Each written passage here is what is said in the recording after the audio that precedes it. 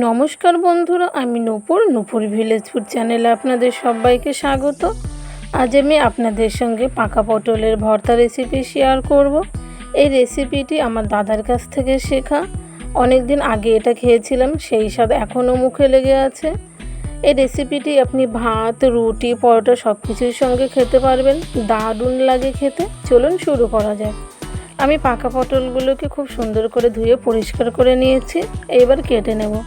মাঝখানটা থেকে কেটে এবার আমি ভিতরের মাংসটা বের করে নেব।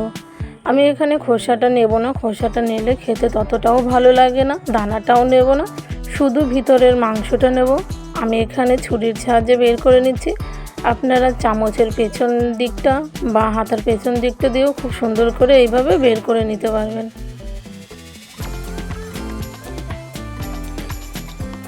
এভাবে আমি ঘুরিয়ে ঘুরিয়ে ভেতরের মাংসটা পুরো বের করে নেব।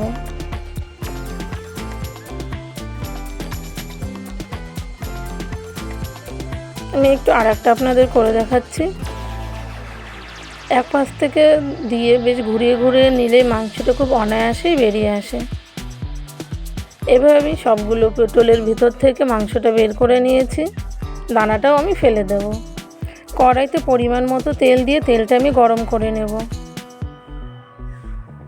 তেলটা গরম হয়ে গেলে দিয়ে দিতে হবে 1 বাটি পেঁয়াজ কুচি। পেঁয়াজটা আমি খুব সুন্দর লাল লাল করে ভেজে নেব। পেঁয়াজটা লাল লাল করে ভেজে নিয়েছি। এবার দেবো কিছু মশলার পেস্ট। এখানে আছে আদা, রসুন, জিরে, ধনে, টমেটোর বাটা। খুব সুন্দর করে মশলাটাকে আমি কষিয়ে নেব। দেবো আমি পরিমাণ মতো লবণ, পরিমাণ মতো হলুদ, 1 চামচ শুকনো লঙ্কা গুঁড়ো আর দেবো 1/2 চামচ গরম মশলা গুঁড়ো। মশলাটাকে মিশিয়ে জল ছাড়াই আমি ততক্ষণ অবধি কষাবো যতক্ষণ না মশলাটার গা থেকে তেল ছেড়ে দিচ্ছে।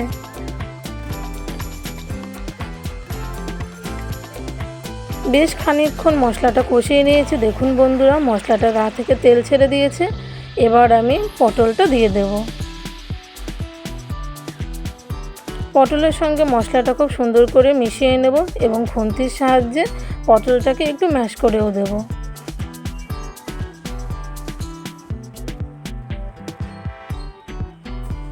এই সময় আপনারা গ্যাসের ফ্লেমটা লো টু মিডিয়াম রাখবেন, বেশি হাই রাখবেন না।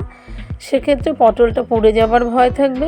লো টু মিডিয়াম রাখলে পটলের ভিতরে যে এক্সট্রা জলটা থাকে সেটা অনায়াসেই শুকিয়ে যাবে এবং ভর্তাটা খেতে আরও বেশি ভালো লাগবে।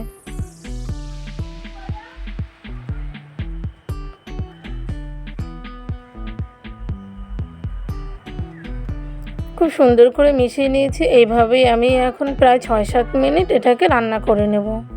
আমি গ্যারান্টি দিয়ে বলতে পারি বন্ধুরা, আপনারা এটা একবার বাড়িতে করলে বারবার করে খেতে চাইবেন।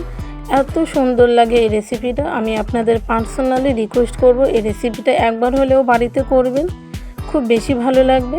আজকের ভিডিওটা আপনাদের কেমন লাগলো?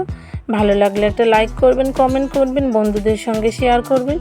আর যারা এখনও নূপুর ভিলেজ ফুড চ্যানেলটি সাবস্ক্রাইব করেনি, অবশ্যই ঝটপট সাবস্ক্রাইব করে অল নোটিফিকেশন অন করে রাখুন সমস্ত নতুন নতুন রেসিপির আপডেট সবার আগে পেতে।